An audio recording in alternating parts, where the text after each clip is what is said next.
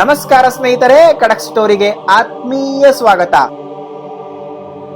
ಸ್ನೇಹಿತರೆ, ಒಮ್ಮೆ ಊಹಿಸಿ, ಒಂದು ಪಾತ್ರೆಯಲ್ಲಿ ನೀವು ಎಷ್ಟೇ ಆಹಾರ ಬಡಿಸಿದರೂ ಅದು ಎಂದಿಗೂ ಖಾಲಿಯಾಗುವುದಿಲ್ಲ.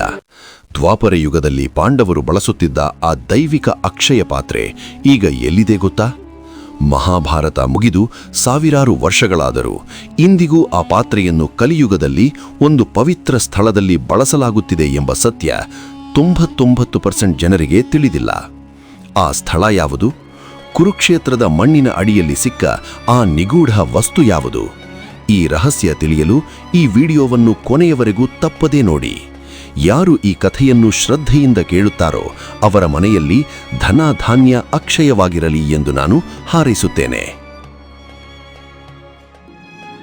ನಮಸ್ಕಾರ. ಅಕ್ಷಯ ಪಾತ್ರೆ ಈ ಹೆಸರನ್ನು ಕೇಳಿದ ತಕ್ಷಣ ನಮಗೆ ನೆನಪಾಗುವುದು ದ್ರೌಪದಿ ಮತ್ತು ಪಾಂಡವರ ವನವಾಸದ ದಿನಗಳು. ಅದರಲ್ಲಿ ಹಾಕಿದ ಆಹಾರ 1 ಪಟ್ಟು 100 ಪಟ್ಟಾಗುತ್ತದೆ. ಎಷ್ಟೇ ಜನ ಊಟ ಮಾಡಿದರೂ ಅದು ತೀರುವುದಿಲ್ಲ ಎಂದು ಪುರಾಣಗಳಲ್ಲಿ ಕೇಳಿದ್ದೇವೆ. ಆದರೆ ಇದು ಕೇವಲ ಕಥೆಯೇ ಅಥವಾ ನಿಜವಾಗಿಯೂ ಅಂತಹ ಶಕ್ತಿ ಇದೆಯೇ? ಮಹಾಭಾರತದಲ್ಲಿ 12 ವರ್ಷಗಳ ವನವಾಸದಲ್ಲಿ ಸಾವಿರಾರು ಋಷಿಮುನಿಗರಿಗೆ ಪಾಂಡವರು ಆಹಾರ ನೀಡಿದ್ದು ಇದೇ ಪಾತ್ರೆಯಿಂದ. ಹಾಗಾದರೆ ಆ ಪವಾಡದ ಪಾತ್ರೆ ಪಾಂಡವರಿಗೆ ಸಿಕ್ಕಿದ್ದು ಹೇಗೆ? ಮತ್ತು ಮುಖ್ಯವಾಗಿ ಮಹಾಭಾರತ ಯುದ್ಧ ಮುಗಿದ ನಂತರ ಆ ಪಾತ್ರೆ ಏನಾಯಿತು? ಅದೀಗಲೂ ಭಾರತದಲ್ಲಿದೆಯೇ? ಬನ್ನಿ, ಇತಿಹಾಸದ ಪುಟಗಳಲ್ಲಿ ಅಡಗಿರುವ ಆ ರೋಚಕ ಸತ್ಯವನ್ನು ಈಗ ತಿಳಿದುಕೊಳ್ಳೋಣ. ನಾವು ವಿಷಯಕ್ಕೆ ಬರುವುದಕ್ಕೂ ಮುನ್ನ ಒಂದು ಆಶ್ಚರ್ಯಕರ ಸಂಗತಿಯನ್ನು ನೀವು ತಿಳಿಯಲೇಬೇಕು. ತ್ರೇತಾಯುಗದಲ್ಲಿ ಶ್ರೀರಾಮನ ಬಂಟನಾಗಿ ಹನುಮಂತನಿದ್ದ. ದ್ವಾಪರ ಯುಗದಲ್ಲಿ ಪಾಂಡವರಲ್ಲಿ ಬಲಶಾಲಿ ಭೀಮನಿದ್ದ. ಆದರೆ ಕಲಿಯುಗದಲ್ಲಿ ಅದೇ ವಾಯುದೇವನ ಅಂಶದಿಂದ ಹುಟ್ಟಿದವರು ಯಾರು ಗೊತ್ತಾ? ಹೌದು, ಅವರೇ ದ್ವೈತ ಸಿದ್ಧಾಂತದ ಪ್ರತಿಪಾದಕರಾದ ಶ್ರೀ ಮಧ್ವಾಚಾರ್ಯರು. ಮಧ್ವಾಚಾರ್ಯರೇ ತಮ್ಮ ಹಿಂದಿನ ಜನ್ಮದಲ್ಲಿ ಭೀಮಸೇನನಾಗಿದ್ದರು ಎಂದು ಹೇಳಲು ಇತಿಹಾಸದಲ್ಲಿ ಹಲವಾರು ಸಾಕ್ಷಿಗಳಿವೆ. ಅಂತಹ ಒಂದು ರೋಮಾಂಚಿಕ ಘಟನೆ ನಿಮ್ಮನ್ನು ಬೆಚ್ಚಿ ಬೀಳಿಸುವುದು ಖಂಡಿತ. ಒಂದು ದಿನ ಮಧ್ವಾಚಾರ್ಯರು ತಮ್ಮ ಶಿಷ್ಯರೊಂದಿಗೆ ಸಂಚರಿಸುತ್ತಾ ಮಹಾಭಾರತ ಯುದ್ಧ ನಡೆದ ಕುರುಕ್ಷೇತ್ರಕ್ಕೆ, ಇಂದಿನ ಹರಿಯಾಣಕ್ಕೆ ಬರುತ್ತಾರೆ. ಅಲ್ಲಿನ ಒಂದು ನಿರ್ದಿಷ್ಟ ಜಾಗಕ್ಕೆ ಬಂದಾಗ ಮಧ್ವಾಚಾರ್ಯರಿಗೆ ವಿಚಿತ್ರವಾದ ಅನುಭವವಾಗುತ್ತದೆ. ಅವರಿಗೆ ತಮ್ಮ ಪೂರ್ವ ಜನ್ಮದ ನೆನಪುಗಳು ಮರುಕಳಿಸುತ್ತವೆ. ಆಗ ಅವರ ಶಿಷ್ಯರಿಗೆ ಒಂದು ವಿಚಿತ್ರ ಆಜ್ಞೆ ಮಾಡುತ್ತಾರೆ. ಇಲ್ಲಿ ಅಗೆದು ನೋಡಿ, ಇಲ್ಲೊಂದು ನಿಗೂಢ ವಸ್ತು ಅಡಗಿದೆ ಎನ್ನುತ್ತಾರೆ. ಶಿಷ್ಯರು ಕುತೂಹಲದಿಂದ ಮಣ್ಣನ್ನು ಅಗೆಯಲು ಶುರು ಮಾಡುತ್ತಾರೆ. ಅವರಿಗೆ ಅಲ್ಲಿ ಸಿಕ್ಕಿದ್ದೇನು ಗೊತ್ತಾ? ಕಣ್ಣು ಕೋರಾಯಿಸುವಂತಹ ಸ್ವರ್ಣ, ಮಣಿ, ರತ್ನಗಳಿಂದ ಕೂಡಿದ ಬರೋಬ್ಬರಿ 6 ಅಡಿ ಉದ್ದದ ಬೃಹತ್ ಗದೆ. ಹೌದು, ಅದು ದ್ವಾಪರ ಯುಗದಲ್ಲಿ 100 ಆನೆಗಳ ಬಲ ಹೊಂದಿದ್ದ ಭೀಮಸೇನನು ಬಳಸುತ್ತಿದ್ದ ಗದೆ. ಸಾಕ್ಷಾತ್ ಭೀಮಸೇನನೇ ಮಧ್ವಾಚಾರ್ಯರ ರೂಪದಲ್ಲಿ ಬಂದಿದ್ದಾನೆ ಎಂದು ಶಿಷ್ಯರಿಗೆ ಅರಿವಾಗಿದ್ದು ಆ ಕ್ಷಣದಲ್ಲೇ. ಶಿಷ್ಯರು ಆಶ್ಚರ್ಯಚಕಿತರಾಗಿ ಗುರುವಿನ ಕಾಲಿಗೆ ಬೀಳುತ್ತಾರೆ. ಆದರೆ ಮಧ್ವಾಚಾರ್ಯರು ಆ ಗದೆಯನ್ನು ಲೋಕಕ್ಕೆ ತೋರಿಸದಂತೆ ಮತ್ತೆ ಅಲ್ಲಿಯೇ ಹೂತು ಹಾಕಲು ಆಜ್ಞಾಪಿಸುತ್ತಾರೆ. ಆ ಗದೆ ಇಂದಿಗೂ ಹರಿಯಾಣದ ಮಣ್ಣಿನ ಅಡಿಯಲ್ಲಿ ಸುಪ್ತವಾಗಿದೆ.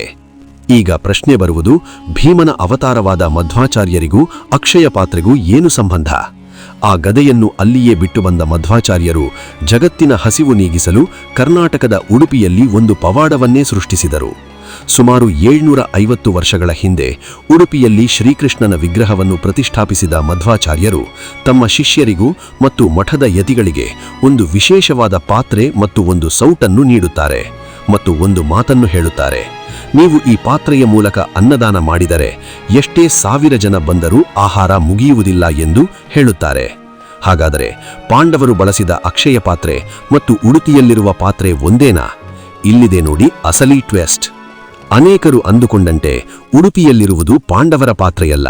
ಯಾಕೆಂದರೆ ಮಹಾಭಾರತದ ಪ್ರಕಾರ ಸೂರ್ಯದೇವನು ಪಾಂಡವರಿಗೆ ನೀಡಿದ ಅಕ್ಷಯ ಪಾತ್ರೆ ತಾಮ್ರ, ಅಂದರೆ ಕಾಪರ್ ವೆಸಲ್ ಆಗಿತ್ತು.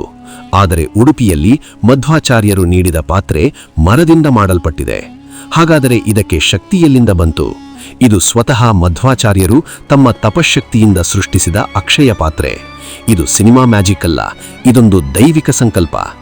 ಒಂದು ಸ್ವೀಟ್ ಇಟ್ಟರೆ 1,00,000 ಸ್ವೀಟ್ ಆಗುವುದಿಲ್ಲ.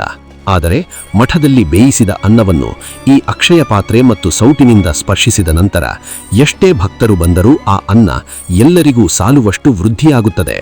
ಇದು ಕಳೆದ 750 ವರ್ಷಗಳಿಂದ ನಡೆಯುತ್ತಿರುವ ಪವಾಡ. ಸ್ನೇಹಿತರೆ, ಯೋಚಿಸಿ ನೋಡಿ, 750 ವರ್ಷಗಳು. ಎಂತಹ ಬರಗಾಲ ಬರಲಿ, ಎಂತಹ ಕಷ್ಟದ ಸಮಯ ಬರಲಿ, ಉಡುಪಿಯ ಶ್ರೀಕೃಷ್ಣ ಮಠದಲ್ಲಿ ಒಂದು ದಿನವೂ ಅನ್ನದಾನ ನಿಂದಿಲ್ಲ. ಇದಕ್ಕೆ ಕಾರಣವೇ ಆ ಅಕ್ಷಯ ಪಾತ್ರೆಯ ಮಹಿಮೆ ಮತ್ತು ಮಧ್ವಾಚಾರ್ಯರ ಆಶೀರ್ವಾದ. ಇಂದಿಗೂ ಅಲ್ಲಿ ಅಡುಗೆ ಮಾಡಿದ ನಂತರ ಮಧ್ವಾಚಾರ್ಯರು ಕೊಟ್ಟ ಆ ಸೌಟು ಮತ್ತು ಪಾತ್ರೆಯ ಸ್ಪರ್ಶವನ್ನು ಅನ್ನಕ್ಕೆ ಮಾಡಲಾಗುತ್ತದೆ. ಆ ಸ್ಪರ್ಶವಾದ ತಕ್ಷಣ ಆ ಆಹಾರವು ಅಕ್ಷಯ, ಅಂದರೆ ಎಂದಿಗೂ ಕ್ಷಯಿಸದ ಪ್ರಸಾದವಾಗಿ ಬದಲಾಗುತ್ತದೆ.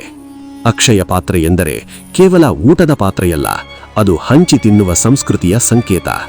ಪಾಂಡವರ ಕಾಲದ ಅಕ್ಷಯ ಪಾತ್ರೆ ಇಲ್ಲದಿದ್ದರೂ ಮಧ್ವಾಚಾರ್ಯರು ಕರುಣಿಸಿದ ಈ ಶಕ್ತಿ ಇಂದಿಗೂ ಹಸಿದವರ ಹೊಟ್ಟೆ ತುಂಬಿಸುತ್ತಿದೆ. ನಿಮಗೆ ಈ ಪುರಾತನ ರಹಸ್ಯ ಮತ್ತು ಮಧ್ವಾಚಾರ್ಯರ ಈ ಅದ್ಭುತ ಕಥೆ ಇಷ್ಟವಾಯಿತೆ? ಹಾಗಾದರೆ ಈ ವಿಡಿಯೋವನ್ನು ಈಗಲೇ ಲೈಕ್ ಮಾಡಿ. ನನ್ನದೊಂದು ಪ್ರಶ್ನೆ, ನೀವು ಎಂದಾದರೂ ಉಡುಪಿ ಕೃಷ್ಣ ಮಠಕ್ಕೆ ಹೋಗಿ ಅಲ್ಲಿನ ಅನ್ನಪ್ರಸಾದವನ್ನು ಸ್ವೀಕರಿಸಿದ್ದೀರಾ?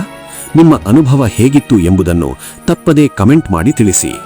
ಇಂತಹದ್ದೇ ರೋಚಕ ಮತ್ತು ದೈವಿಕ ರಹಸ್ಯಗಳನ್ನು ತಿಳಿಯಲು ನಮ್ಮ ಚಾನೆಲ್ ಅನ್ನು ಈಗಲೇ ಸಬ್ಸ್ಕ್ರೈಬ್ ಮಾಡಿ ಮತ್ತು ಬೆಲ್ ಐಕಾನ್ ಒತ್ತಿ.